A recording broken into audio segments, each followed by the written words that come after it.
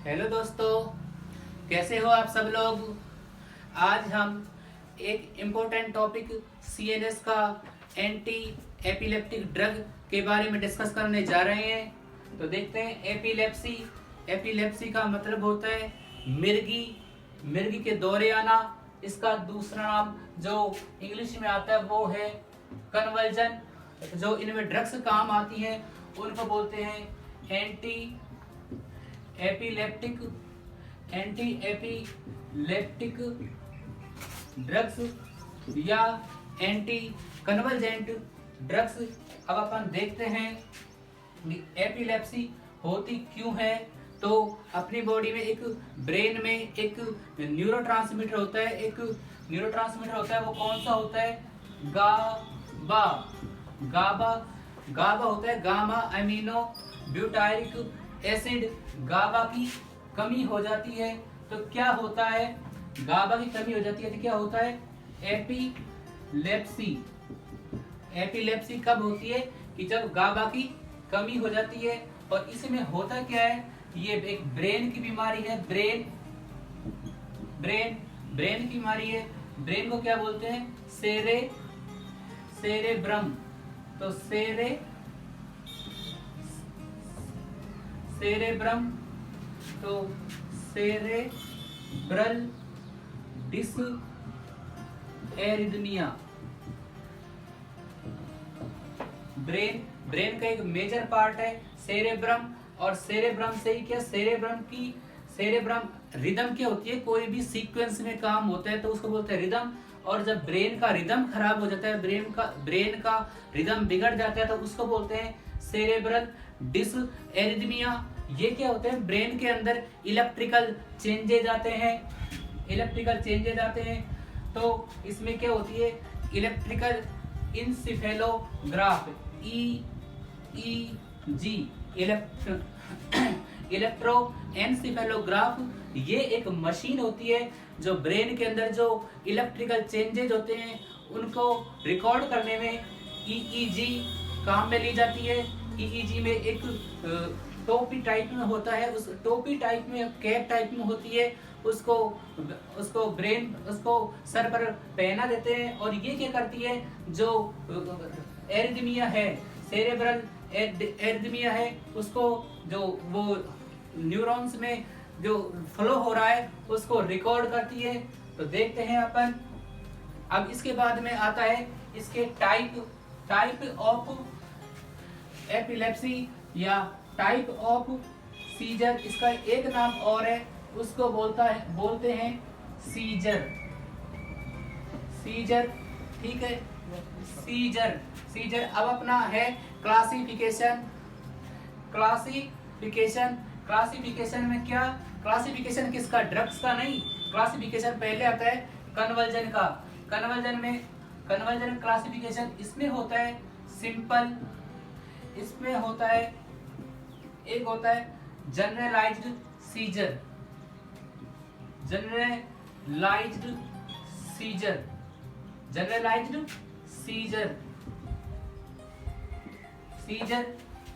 एक टाइप तो होता है जनरलाइज्ड सीजर। और दूसरा टाइप जो होता है वो होता है पार्शियल सीजर। पार्शियल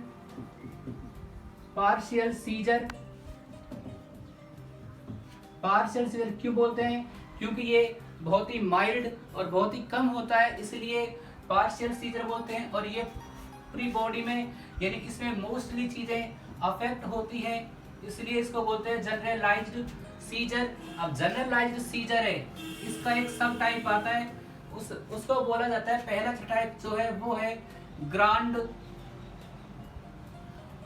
मल एपिलेप्सी।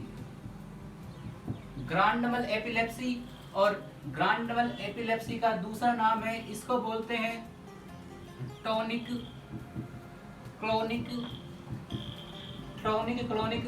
सीजर। जब अपन इसको ग्रांड मल एपिलेप्सी को या टॉनिक क्लोनिक सीजर को पढ़ते हैं तो इसकी जो वो आती है, इसमें आता है, यानी कि पेशेंट होता है, उसको हॉस्पिटल में ले जाया जाता है। जब उसको उसके लिए प्रिपेयर किया जाता है तो उसको क्या, उससे पूछा, उसको ऐसे लिटा देते हैं तो उस वो क्या कहता है कि ऑरा आती है उसको। ऑरा एक विशेष प्रकार की गंध होती है, और एक विशेष प्रकार गंध होती है। जब ये आती है तो पेशेंट सोचता है कि मेरे आसपास कुछ गलत होने वाला है, तो वह मतलब अमंगलकारी घटनाओं के बारे में सोचकर वो क्या करता है, चिल्लाता है। चिल्लाता है और आई पेशेंट चिल्लाया। जब वो जोर से चिल्लाता है, ये चिल्लाहट तेज होती है, पेशेंट वो जोर से चिल्लाता है, और चिल्लाने के बाद में अनकॉन्शियस पेशेंट बेहोश हो जाता है। पेशेंट बेहोश हो जाता है, और बेहोश होने के बाद में bilateral jerking movement, bilateral jerking movement, यानी कि एक तरफ से कंधा उठाया फिर दूसरी तरफ से उठाया, यानी कि अलग ही तरह का मूवमेंट होते हैं, इनको बोला जाता है bilateral jerking movement. Bilateral jerking movement इसका पॉपुलर नेम एक ऐसे ही इसको समझने के लिए बनाया जाता है कि इसमें क्या है, बाईलेटरल जर्किंग मूवमेंट कैसे होता है। जैसे नागिन डांस होता है ना, नागिन डांस की तरह इसमें मूवमेंट आते हैं। तो ये अपना हुआ ग्रांड नंबर एपिलेप्सी, टॉनिक क्रोनिक सीजर। इसमें ऑरा आती है, पेशेंट को कुछ अलग फील होता है।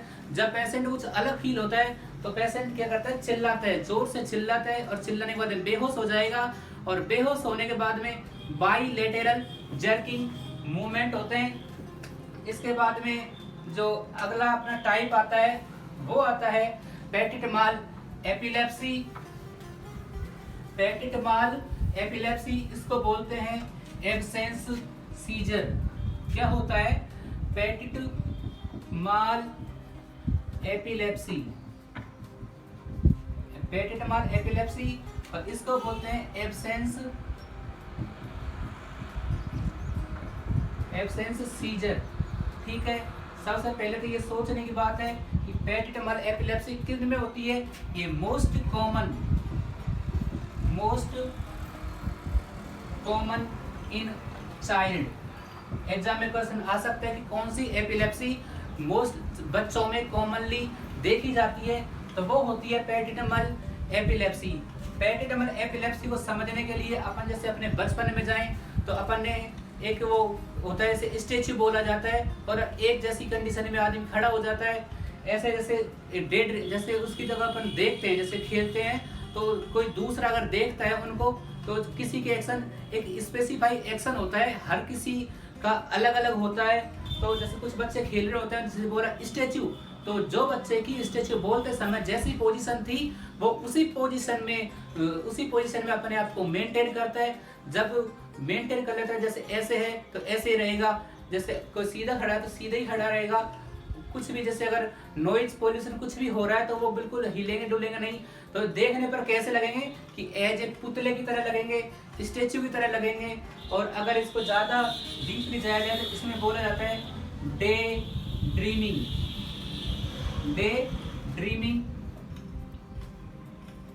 ड्रीमिंग तो सपने देखना। जैसे कोई दिन में ही कोई सपने देख रहा हो, खोया खोया सा रहता है, मतलब उसको ये नहीं होता कि कोई मेरे पास से आ रहा है जा रहा है, उसको वो खेल ही ऐसा होता है कि उसको बिल्कुल स्टेच्यू बोलने पर वो बिल्कुल एक जैसी कंडीशन में स्टेच्यू बोलते समय था उसी पोजीशन में रहता है। ठीक है, ये था। और एब्सेंस नाम क्यों है, एब्सेंस का मतलब है उसका ध्यान नहीं है, अब उसके आसपास जो एक्टिविटी हो रही है उनके ऊपर उनका ध्यान नहीं है, और उसका ध्यान केवल जो स्टेच्यू अगला उसको इंडिकेशन नहीं मिले तब तक के लिए वो एक स्टेच्यू की तरह ही रहता है। इसके बाद में आती है अपना जो इसका थर्ड पार्ट है, थर्ड वो आता है एटोनिक सीजर, और उसके बाद में चौथा आएगा वो आएगा मायोक्लोनिक सीजर। पहले लेते हैं atonic seizure. Atonic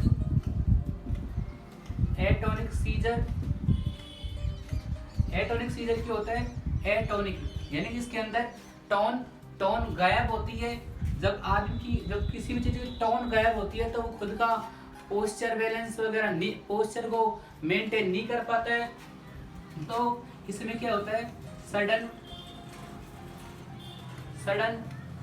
loss, sudden loss of tone, जब किसी की टोन नहीं बैठती है, टोन को मेंटेन नहीं कर पाता है, तो जैसे थोड़ा सा हवा का झोंका आया तो गिरने के चांसेस होते हैं, उठता है, गिरता है, थोड़ा सा खड़ा हुआ, थोड़ा सा फिर गिर जाता है। इसमें क्या बार बार आदमी गिरता है तो क्या होता है कि जो गिरने जैसे गिरा तो चोट लगने के चांस ज्यादा होते हैं। तो यहाँ पे लिखा जाता है कि chances of injury, chances of injury is more, कि यहाँ पे सबसे ज्यादा जो चोट लगने के चांस किस एपिलेप्सी में ज्यादा होते हैं, एटोनिक सीजर। तो ऐसा ये भी सकता है कि कौन सी एपिलेप्सी है जिसके अंदर चोट लगने के चांसेस ज्यादा होते हैं, तो वो है एटोनिक सीजर। एटोनिक सीजर में चोट लगने के चांसेस ज्यादा होते हैं, ठीक है। इसके बाद में इसका जो एक आता है मायोक्लोनिक सीजर, फोर्थ जो होता है वो है मायोक्लोनिक सीजर। मायोक्लोनिक सीजर को अगर अपन देखें तो ये ग्रांड मल एपिलेप्सी और टॉनिक क्लोनिक सीजर की तरह ही होता है। इसमें क्या होता है, bilateral jerking movement, bilateral jerking movement. आपने देखा था बाईलेटरल जर्किंग मूवमेंट किसमें, नागेन डांस किसमें बताया था, ग्रांड मल एपिलेप्सी में, टॉनिक क्लोनिक सीजर में बताया था, और सेम इसमें भी मायोक्लोनिक सीजर में भी बाईलेटरल जर्किंग मूवमेंट होता है। लेकिन इसमें एक कंडीशन है कि उसमें पेशेंट अनकॉन्शियस था, इसमें पेशेंट कॉन्शियस होता है, कि पेशेंट होश में होता है और होश में होता हुआ जर्किंग मूवमेंट करता है। ये आपके थे सिंपल सीजर, ठीक है। इसके बाद में जो अगली जो आती है सिंपल सीजर, अब इसमें एक है पार्शियल सीजर। पार्शियल सीजर को दो में बांटा गया है, दो में डिवाइड है। एक तो सिंपल पार्शियल और एक होता है कॉम्प्लेक्स पार्शियल, ठीक है। कॉम्प्लेक्स पार्शियल और सिंप्लेक्स पार्शियल, ये अपने थी टाइप ऑफ एपिलेप्सी, ठीक है। इसके बाद में अपन अब देखेंगे ड्रग्स का क्लासिफिकेशन, और कुछ उसमें जो एग्जाम की दृष्टि से इम्पोर्टेंट हो सकता है वो देखेंगे। तो इसमें मैं एक डायग्राम बना रहा हूँ, वो समझने की कोशिश करना। क्या है कि उसमें जो ड्रग्स है उनके मैकेनिज्म ऑफ एक्शन उसी से रिलेटेड होंगे। तो ये जैसे डायग्राम आता है, ये है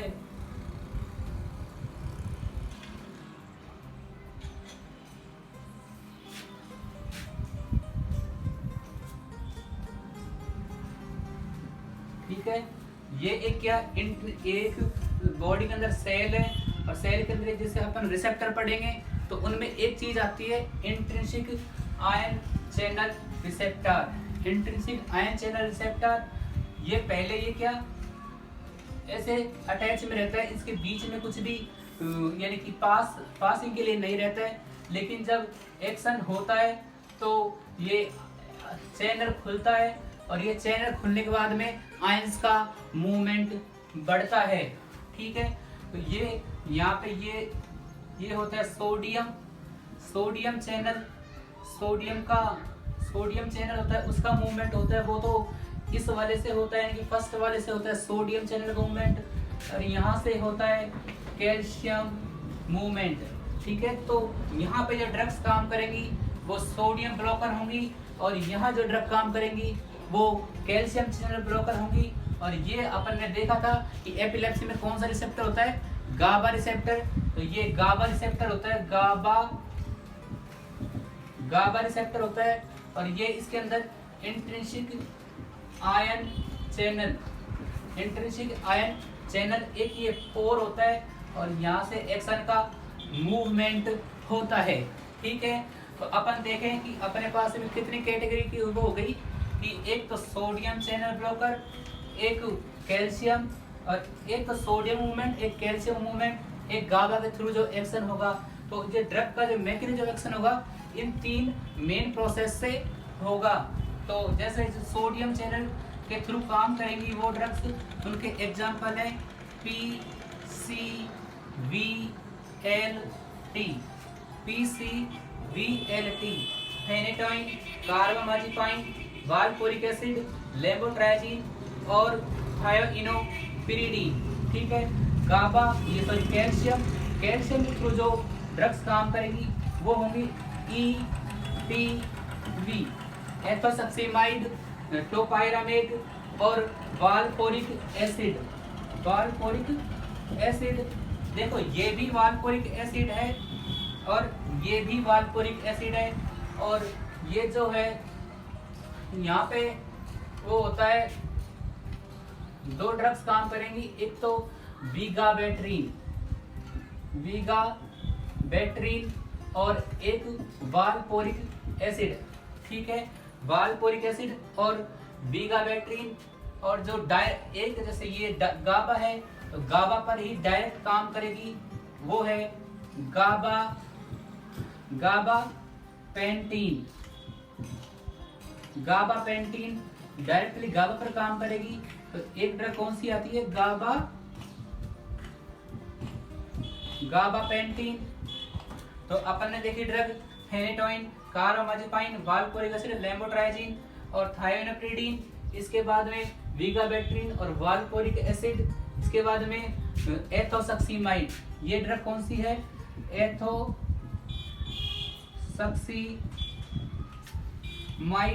एथोसक्सीमाइड। ये है टोपाइरामेट और ये है वालपोरिक एसिड। तो वालपोरिक एसिड 1, 2, 3 एक्शंस के थ्रू काम करता है। तो ये इन ड्रग्स का मोस्टली आपको समझ में आ गया होगा कि किस ड्रग का क्या मैकेनिज्म ऑफ एक्शन है। अब अपन देखेंगे इन ड्रग्स का क्लासिफिकेशन। ठीक है, समझ में आया कि भाई ये सोडियम चैनल ब्लॉकर हैं, ये कैल्शियम चैनल ब्लॉकर हैं, ये गाबा के थ्रू गाबा क्या करता है, गाबा में 2 होते हैं, गाबा ए और गाबा बी। गाबा ए क्या करवाता है, जब गाबा ए एक्टिवेट होता है तो क्लोराइड चैनल्स का मूवमेंट होता है, ये इसमें इंट्रिंसिक आयन चैनल, ये इससे होकर वो गाबा वो प्रवेश करता है। अब अपन देखेंगे ड्रग्स का क्लासिफिकेशन। ठीक है, तो अपन ने यहाँ अब तक क्या क्या पढ़ा, अपन ने पढ़ा एपिलेप्सी में कौन सा न्यूरोट्रांसमीटर की एक्टिविटी कम या ज्यादा होती है। इसके बाद में अपन ने देखा कि ये किसकी बीमारी है, ब्रेन की बीमारी है या ब्रेन की डिजीज है। इसके बाद में अपन ने जो ये एपिलेप्सी थी इसके अपन ने टाइप देखे, टाइप में 4 टाइप। ठीक है, 2 टाइप और 2 पहले 2 में 4 सब और उसमें 2 सब। अब अपन देखते हैं क्लासिफिकेशन ऑफ ड्रग। इसमें जो पहली जो कैटेगरी आती है इसको अपन कैसे याद रखेंगे कि हिज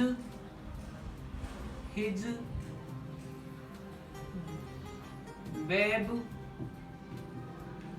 ठीक है, यानी कि एक कैटेगरी आती है हाइडेंटोइन,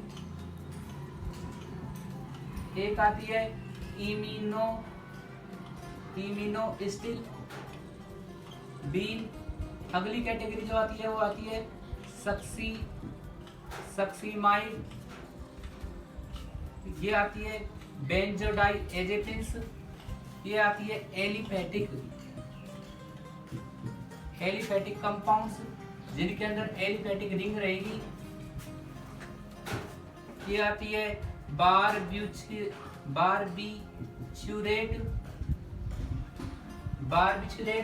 एक बारबिचुरेट की सब कैटेगरी जो आती है वो आती है, उसको अलग ही कैटेगरी में रखा गया है, वो होती है डीऑक्सी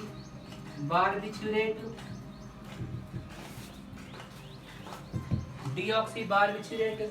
इसके बाद में ड्रग्स आती हैं जो गाबा को एक्टिवेट करते हैं, जो गाबा पर एक्शन करते हैं, तो गाबार्जिक ड्रग्स आती हैं। और जो ड्रग्स आती हैं एक आती है बाकी आती हैं मिसलेनियस ड्रग्स के नाम, ड्रग्स बोला जाता है, इसमें काफ़ी सारी ड्रग्स आती हैं। तो अपनी कैटेगरी ड्रग्स ये हो गई। अब अगर अपन ड्रग्स देखें हाइडेंटोइन। हाइडेंटोइन में होती है फेनिटोइन,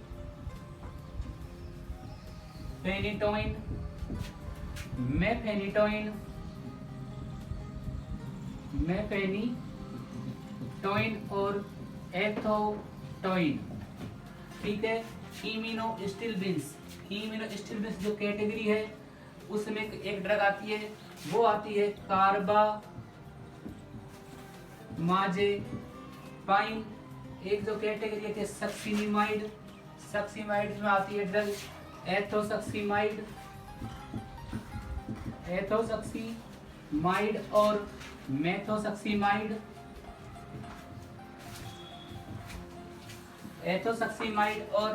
मेथोसक्सिमाइड। अब बेंजोडाइएजेपाइंस 3-4 जगह पर यूज आते हैं ये। तो इसमें जो ड्रग आती है वो है डायाजीपाम, क्लोबाजीपाम और क्लोनाजीपाम। जो नेक्स्ट कैटेगरी आती है वो है एलिफेटिक कंपाउंड्स। इसमें आती है ड्रग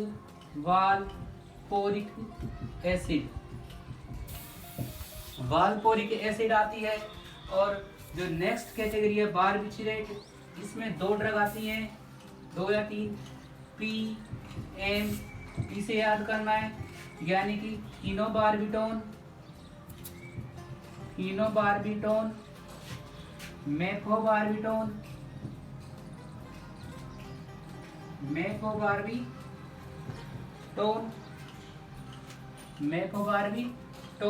और ये PM से इनोबार्बिटोन और मेफोबार्बिटोन। और जो डीऑक्सीबार्बिचुरेट है इसमें ड्रग आती है प्राइमिडोन ड्रग आती है। एक आती है जो गाबा के थ्रू काम करती है, वो ड्रग होती है गाबापेंटीन। वो ड्रग कौन सी होती है?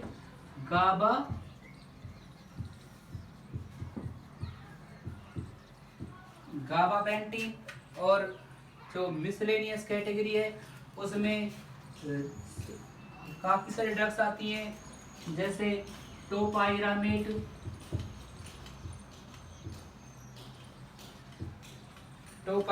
आती है।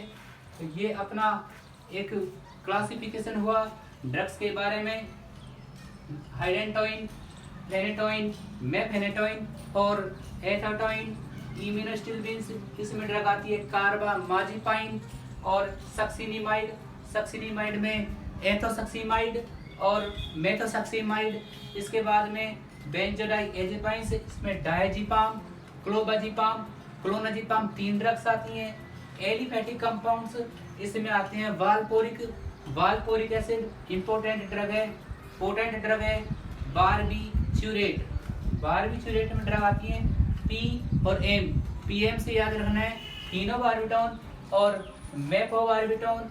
एक आती है डीऑक्सीबार्बिचुरेट, उसमें एक ड्रग आती है प्राइमिडोन। इसका मेटाबॉलिज्म होने के बाद में यह फिनोबार्बिटोन में ही कन्वर्ट होती है।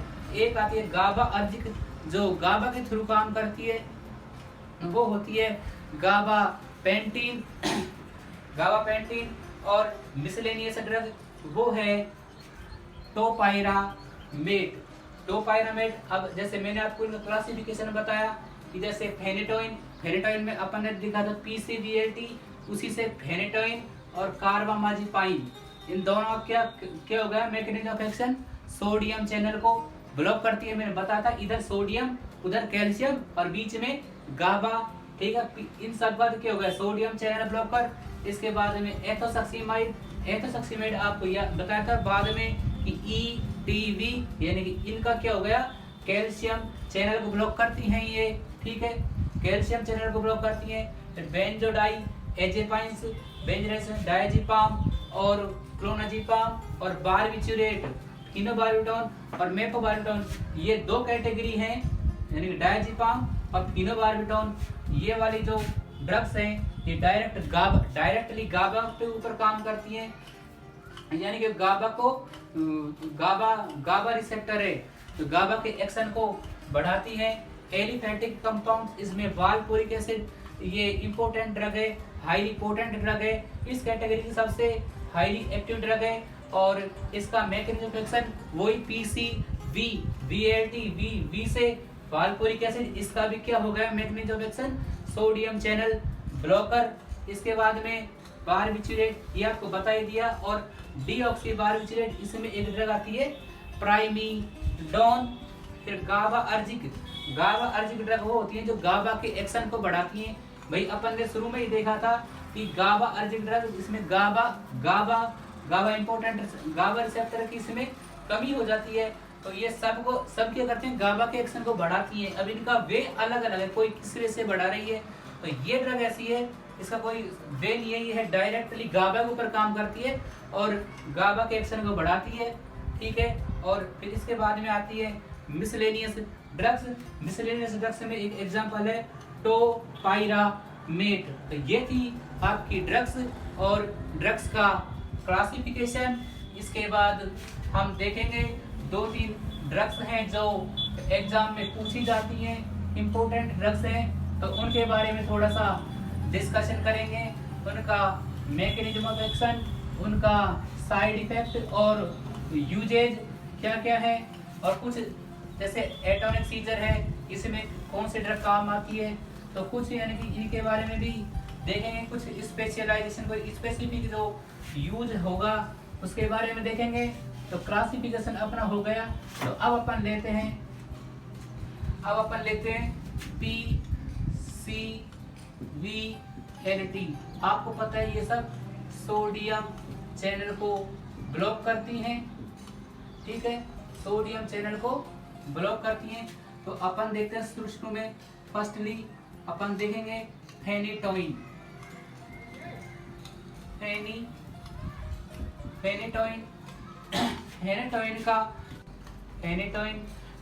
का मैकेनिज्म एक्शन अपन ने पीसीबीएलटी में देखा था कि सोडियम चैनल ब्लॉकर, तो फेनिटोइन का भी क्या होगा मैकेनिज्म एक्शन, सोडियम ब्लॉकर। और जब इसके अपन साइड इफेक्ट्स की बात करते हैं तो इसमें आता है हिर्सुटिज्म,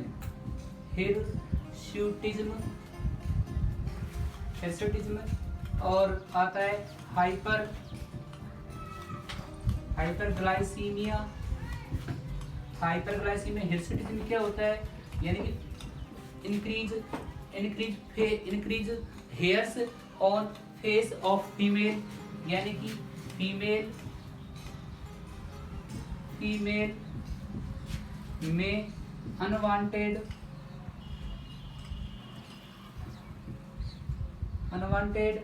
फीमेल, या ये बोलो कि फीमेल्स में फेस पर हेयर ग्रोथ हो जाती है, ठीक है। हिर्सुटिज्म ये साइड इफेक्ट है हिर्सुटिज्म। फीमेल में फेस पर, फीमेल के चेहरे पर बाल बढ़ जाते हैं, यानी कि फीमेल के फेस पर हेयर ग्रोथ हो जाती है, इसको बोला जाता है हिर्सुटिज्म। एक आता है हाइपरग्लाइसीमिया। ये इसमें क्या होता है, यानी कि ब्लड के अंदर शुगर की मात्रा बढ़ जाती है, हाइपर, इसको बोला जाता है हाइडेंटोइन सिंड्रोम। हिर्सुटिज्म, हाइपरग्लाइसीमिया, एक ओ से याद रखना है, ओ यानी कि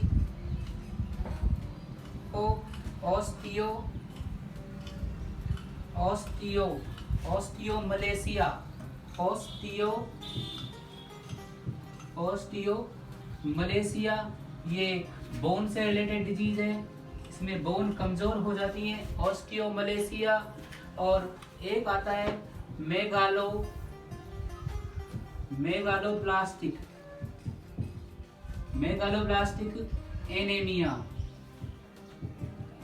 इसमें क्या होता है, मेगालोब्लास्टिक एनीमिया में आरबीसी की साइज बढ़ जाती है। मेगा मेगा का मतलब क्या होता है, साइज, जिस चीज का मेगा मैगन बड़ा, जिस चीज का साइज ज्यादा होना है, मेगालोब्लास्टिक एनीमिया।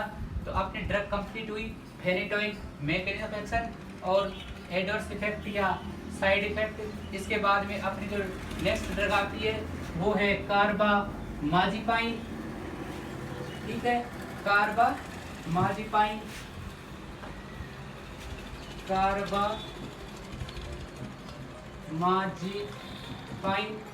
कार्बामाजिपाइन की बात करें तो इसका भी मैकेनिज्म ऑफ एक्शन सेम फेनिटोनिक की तरह ही है। ये भी क्या करती है, सोडियम को ब्लॉक करती है,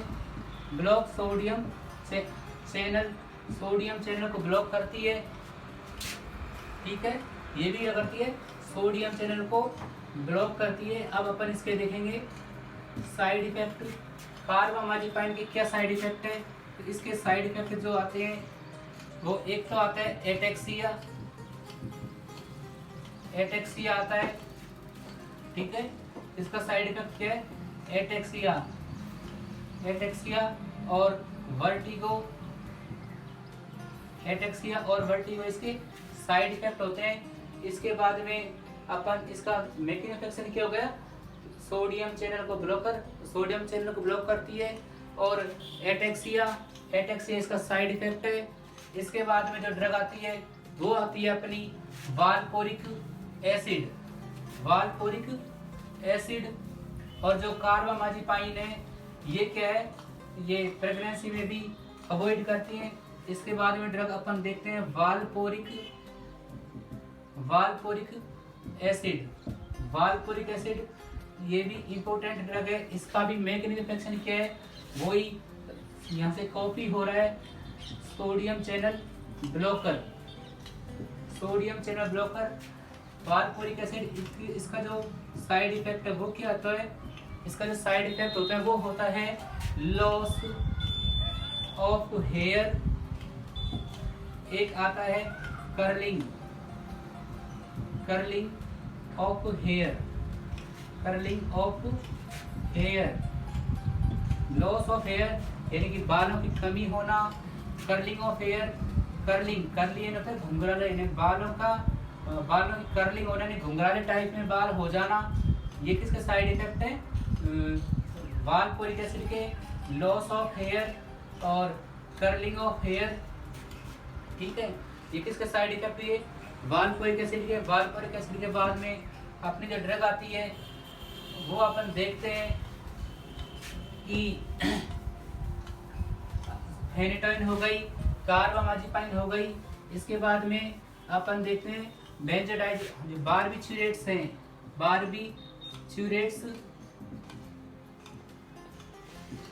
बारबिचुरेट्स में फिनोबार्बिटोन एक का ही देख लेते हैं, क्योंकि फिनोबार्बिटोन और इधर से अगर अपन देखें तो BZDS दोनों का मैकेनिज्म ऑफ एक्शन लगभग सेम से। जैसे इसमें अपन डायजीपाम लिख लेते हैं, डायजीपाम मैकेनिज्म ऑफ एक्शन इनका दोनों का लगभग सेम ही है। यानी कि ये तो दोनों किसके ऊपर काम करते हैं, यानी कि बारबिचुरेट और बेंजोडाइएजेपाइन, ये दोनों गाबा पर काम करते हैं। गाबा पर काम करते हैं, गाबा को एक्टिवेट करवाते हैं। जब गाबा को एक्टिवेट करवाते हैं तो ये क्या, क्लोराइड चैनल की ओपनिंग करवाते हैं। गाबा पर काम करते हैं, गाबा पर काम करते करवाते हैं, क्लोराइड चैनल की ओपनिंग करवाती हैं। ठीक है, क्लोराइड चैनल की ओपनिंग करवाती हैं। ठीक है, ये आपने की बेंजोडाइएजेपाइन और बारबिचुरेट, बेंजोडाइएजेपाइन और बारबिचुरेट दोनों क्या करवाते हैं, क्लोराइड चैनल की ओपनिंग करवाती हैं। इसके बाद में अपनी जो कैटेगरी आती है वो आती है, मतलब मोस्ट कैटेगरी तो जैसे लगभग हो गई। कुछ मिसलेनियस है जो मतलब इतनी ज्यादा एग्जाम में आती नहीं है, तो इसमें आती है एक गाबा, गाबापेंटीन, गाबा पेंटीन और एक है वीगा बेट्रीन। गाबापेंटीन तो क्या करती है, गाबा को इंक्रीज करती है, इंक्रीज गाबा। और जो वीगा बेट्रीन है वो इनहिबिट गेट वन ट्रांसपोर्टर। तो इससे भी फाइनली गाबा इंक्रीज होगा, गाबा। ये अपनी थी ड्रग्स का क्लासिफिकेशन, उनका मैकेनिज्म ऑफ एक्शन। और कुछ ड्रग्स का अपन ने देख लिया, साइड इफेक्ट देखा था। साइड इफेक्ट में जैसे कार्बामाजिपाइन का एटेक्सिया देखा था और फेनेटोइन का साइड इफेक्ट देखे थे। अब और वाल्पोरिक एसिड का देखा था। इसके बाद में अपने पास एक चीज बचती है, वो बचती है इन ड्रग्स के यूजेज में अपन देखें कि जनरलाइज्ड, अपने क्लासिफिकेशन में पढ़ा था जनरलाइज्ड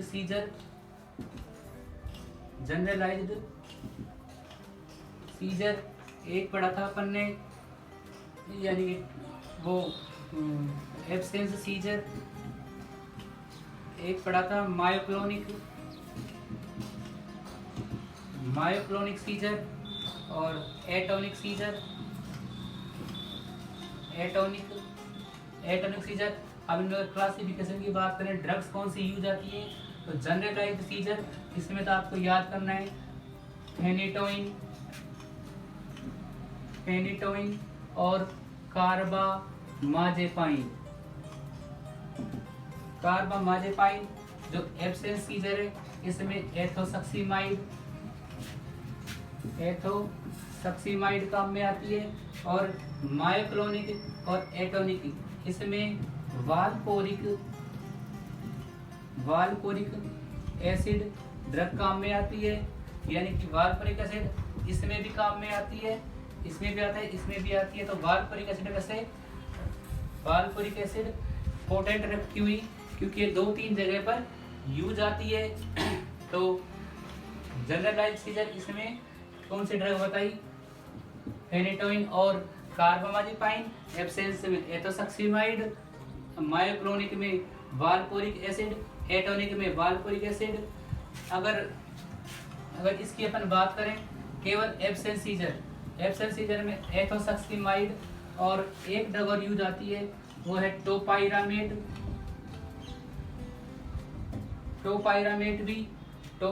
भी इसी में काम आती है, ठीक है। फिर एक जो सीजर होता है वो अलग टाइप का सीजर होता है, उसको बोलते हैं इनफेंटाइल सीजर। ये अपन ने टाइप पढ़ा नहीं था, मतलब ये इसलिए नहीं पढ़ा कि ये एपिलेप्सी के अंदर नहीं आता। इसको बोलते हैं non epileptic seizure, non infantile seizure या नॉन एपिलेप्टिक सीजर। तो इसमें क्या मोस्टली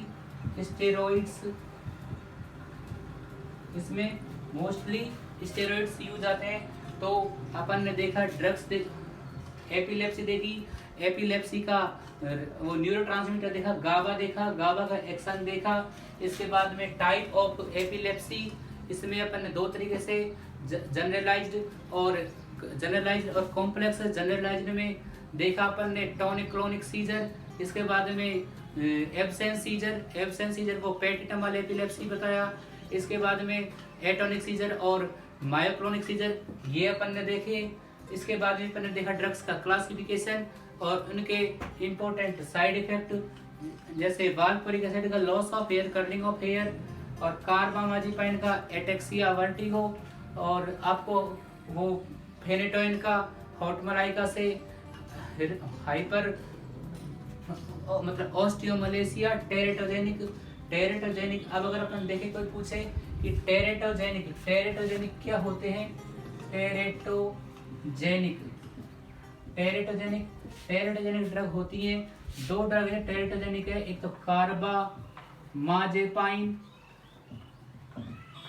कार्बामाजेपाइन और वाल्पोरिक कार्बामाजिपाइन और वाल्पोरिक एसिड दोनों टेरेटोजेनिक ड्रग है। टेरेटोजेनिक ड्रग वो होती हैं जो प्रेगनेंसी के टाइम लेने पर फीटल की ग्रोथ को एडवर्सली इफेक्ट करते हैं। तो ये था अपना एपिलेप्सी के बारे में अपन ने पढ़ा। Thank you.